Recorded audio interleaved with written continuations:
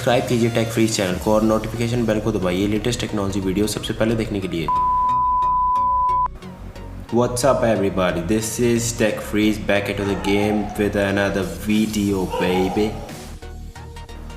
तो दोस्तों आज की वीडियो में हम बात करने वाले हैं Redmi K20 Pro के बारे में। ये फ़ोन मैंने फ्लैश सेल में ख़रीदा है, मार्केट में वैसे अवेलेबल नहीं है, 28,000 का पड़ गया है लगभग। और भाई सबसे मेन हाईलाइट जो जिस चीज़ के लिए फ़ोन लिया मैंने वो है गेमिंग के लिए लिया। 6GB रैम 128GB स्टोरेज वाला लिया है। और इस फ़ोन का सबसे बढ़िया फ़ीचर है स्नैपड्रैगन 855 और वो भी 28,000 के अंदर, मतलब बिल्कुल एक ड्रीम की तरह है। ठीक है, तो भाई सबसे पहले इसको खोल के देख लेते हैं इसके अंदर है क्या क्या। ठीक है, तो भाई बॉक्स के अंदर खोलते हैं हमारे सबसे पहले हमें मिल जाता है एक सिम इजेक्टिंग टूल, बेसिक सा सिम इजेक्टिंग टूल। ठीक है, उसके बाद हमारे मिल जाता है थोड़ा सा पेपर वर्क फ़ोन के बारे में। और भाई उसके बाद मिल जाता है हमें एक हार्ड केस जो कि है मैट फिनिश के अंदर है। मैट फिनिश के अंदर मतलब ठीक है, थोड़ा सा मतलब इतना खास मज़ा ऐसा नहीं आया केस को देख के, ठीक है बस मतलब काम चलाओ। तो वही उसके बाद आ जाते हैं हम अपने फ़ोन के पास, मतलब जिस चीज़ का इंतज़ार था वो आ गया है। तो भाई मैंने लिया है ब्लू कलर में, रेड कलर में भी अवेलेबल है, ब्लैक में भी अवेलेबल है। मुझे ब्लू अच्छा लगा तो भाई मैंने ब्लू ले लिया है। और भाई इस फ़ोन के अंदर मुझे सबसे अच्छी जो चीज़ लगी वो है एक तो प्रोसेसर, उसके बाद भाई पॉपअप सेल्फी कैमरा, उसके बाद भाई इसके अंदर इसकी डिस्प्ले होराइजन एमोलेड डिस्प्ले है, बिल्कुल कॉर्नर टू कॉर्नर, बिल्कुल हल्का सा बेजल है इसके अंदर, बिल्कुल हल्का सा, वो भी बॉटम में है, पता नहीं चलता है कि ये है भी या नहीं। एकदम OnePlus 7 Pro की कॉपी लगा लो एक तरह से। बाकी परफॉर्मेंस का देखते हैं क्या निकलता है। ठीक है, नीचे से मैं आपको दिखा देता हूँ। और भाई ये देखो, अभी इसको रख देते हैं साइड में और देख लेते हैं बाकी बॉक्स के अंदर है क्या क्या। तो कंपनी के हिसाब से इसके अंदर 4000 mAh की बैटरी है और ये 27 वाट के फास्ट चार्जिंग को सपोर्ट करती है। पर कंपनी ने इसके साथ दिया है 18 वाट का चार्जर। ठीक है, मतलब काम चल सकता है। बाकी अगर 27 वाट का दे देते तो मतलब मज़ा ही आ जाता, पर कोई बात नहीं, इससे भी काम चला लेंगे।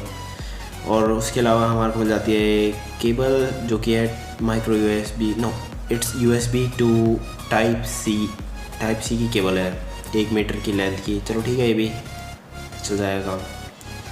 अब देख लेते हैं भाई फ़ोन को।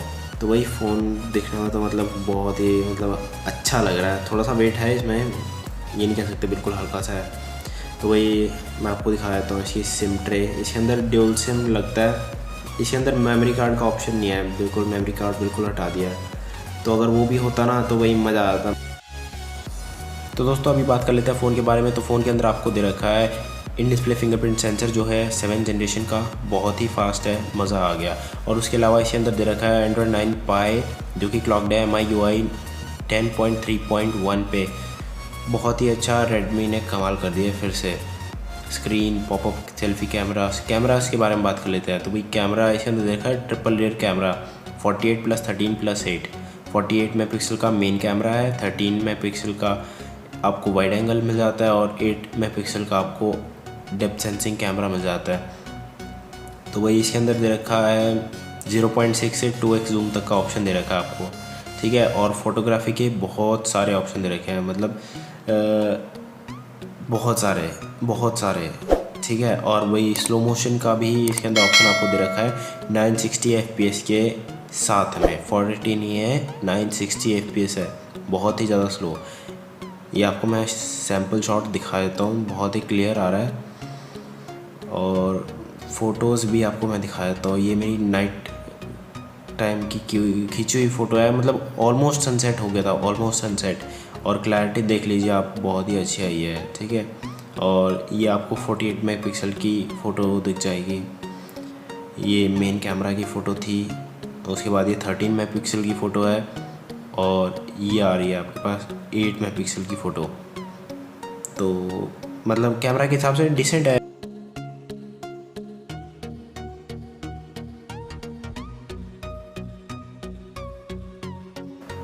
तो दोस्तों मैंने जिस चीज़ के लिए लिया था ये फ़ोन वो था गेमिंग, मैंने आपको बता ही दिया। तो भाई मैंने PUBG इसके अंदर इंस्टॉल कर दिया है और भाई चला के देख रहा था, मतलब 10 सेकंड के अंदर आना स्क्रीन पूरी खुल के आ गई, मतलब मज़ा ही आ गया इतनी जल्दी। मेरे हिसाब से तो शायद फास्टेस्ट ही है मेरा अब तक का, S10 से भी फास्ट है, S10 Plus से। ठीक है। तो भाई इतनी जल्दी स्क्रीन आ गई, और जो आपको ग्राफिक्स का ऑप्शन है वो आपको मिल जाता है HDR तक का ही मिलता है। HDR अल्ट्रा HD का नहीं मिलता है, वो कंपनी ने अभी दिया नहीं है। हो सकता है आगे फ्यूचर में सॉफ्टवेयर अपडेट के थ्रू आपको मिल जाए। बाकी अभी सिर्फ HDR with extreme frame rate से ही मिलता है। और उसके अंदर मैंने गेम चला के देखी तो भाई मतलब क्या बताऊँ मैं आपको, इतनी स्मूथ चल रही थी, बहुत ही ज़्यादा स्मूथ। इतना ज़्यादा लोड पड़ने के बावजूद भी प्रोसेसर बिल्कुल ऐसे चल रहा था, बिल्कुल मक्खन की तरह, मज़ा आ गया। ठीक है, तो भाई अगर किसी को लेना हो तो आपको डिस्क्रिप्शन में लिंक मिल जाएगा, अगर आपने लेना है तो। ठीक है, बाकी अभी परफॉर्मेंस के बारे में बात कर ही रहे हैं तो पोको की भी बात कर लेते हैं भाई। इसका नाम वैसे पोको F2 हो जाना चाहिए था, पता नहीं क्यों कंपनी ने K20 सीरीज़ निकाल दिया है। इतनी अच्छी चल रही थी पोको सीरीज़, अगर इसका नाम पोको F2 रखते थे तो पता नहीं क्या होता। चलो बाकी अभी टॉपिक से हम भटकते नहीं हैं, टॉपिक पे वापस आ जाते हैं गेमिंग के। ठीक है, तो वही पोको के अंदर था स्नैपड्रैगन 845 विद एड्रीनो 630, इसके अंदर 855 विद एड्रीनो 640, बहुत ही अच्छा कॉम्बिनेशन है। OnePlus 7 Pro को बिल्कुल पछाड़ ही दिया, मतलब वो है 50,000 का फ़ोन, मतलब थोड़ा ज़्यादा हो गया ओवर बजट। 28,000 ठीक है भाई, बंदा थोड़ा जुगाड़ करके ले लेता है, हर किसी का बजट की बस की बात नहीं है। बट मैं अपनी बात करूँ तो भाई मैंने तो चलो ले लिया, अब किसी तरह लड़ झगड़ के घर वालों से। ठीक है, अब मेरे लिए ये फ़ोन है भाई वैल्यू फॉर मनी। मैंने आपको गेम चला के दिखाई दिया है, अब बात कर लेता हूँ इसके फ़ीचर के बारे में जो मेरे को बहुत ज़्यादा अच्छे लगे। कौन से फ़ीचर हैं? प्रोसेसर, ठीक है, उसके बाद पॉपअप सेल्फी कैमरा, वो भी 20 MP का है। ठीक है, उसके बाद हमारे को मिल जाता है इन डिस्प्ले फिंगरप्रिंट, उसके बाद हमारे को मिल जाती है 4000 mAh की बैटरी, उसके बाद हमारे को मिल जाता है भाई 27 वाट की फास्ट चार्जिंग। 18 वाट का चार्जर इंक्लूडेड है, कोई बात नहीं, पर दे देते तो और अच्छा होता। बाकी खुश है, 18 वाट भी ये नहीं है कि भाई काम ख़राब कर दिया है। 3.5 mm का जैक दे रखा है इन्होंने, Type-C चार्जिंग दे रखी है, माइक्रो SD कार्ड का स्लॉट दे देते, अच्छा लगता। नहीं दिया है, चलो कोई बात नहीं। ट्रिपल रियर कैमरा दे दिया है 48+13+8 का, मज़ा आ गया। ठीक है, और भाई नोटिफिकेशन लाइट भी दे रखी है, कैमरे के अंदर ही दे रखी है, और वो भी ठीक है, ये भी बहुत ही अच्छी बात है। ठीक है, अब भाई मेरे हिसाब से अगर लेना हो तो भाई अगर किसी ने गेमिंग सेम ही करनी है ना तो बंदा ले सकता है, मेरी तरफ से तो भाई खुली छूट है, ले आओ। और अगर किसी को यूँ है कि भाई सिंपल यूज़ के लिए लेना है तो भाई ना, इतना पैसा मत वेस्ट करना। सिंपल यूजेज के लिए लेना है तो कोई भी बजट के हिसाब से 15,000 14,000 के आसपास तक का कोई ले लो। वीवो, ओप्पो, रियलमी, MI का भी है, MI के भी बहुत सारे मॉडल हैं। Note 7 Pro है, बहुत सक्सेसफुल फ़ोन रहा है। ठीक है, तो भैया अगर आपको लेना हो तो लिंक आपको डिस्क्रिप्शन में मिल जाएगा इस फ़ोन का। और भाई एक और चीज़ जो मैं आपको बताना भूल गया, इस फ़ोन का एक बैड पॉइंट जो थोड़ा ठीक हो सकता था वो है इसका कैमरा दे रखा है ट्रिपल रियर कैमरा, बहुत ही अच्छी बात है। अंदर कैमरे के अंदर है ना थोड़ा सा एक सॉफ्टवेयर इशू है, मतलब थोड़ी जगह है ना वीडियो के अंदर ग्लिचेस से हो जाते हैं, स्क्रीन थोड़ी सी अटकती है प्रॉपर। जैसे अगर आप हिलती हुई वीडियो लोगे ना तो आपको पता चल जाएगा कि भाई थोड़ा ग्लिच सा हो रहा है। ठीक है, वो चीज़ थोड़ी ठीक हो सके तो भाई मज़ा आ जाएगा। हो सकता है अगले 2-3 महीने में कोई अपडेट आ जाए उसके थ्रू ठीक हो जाए।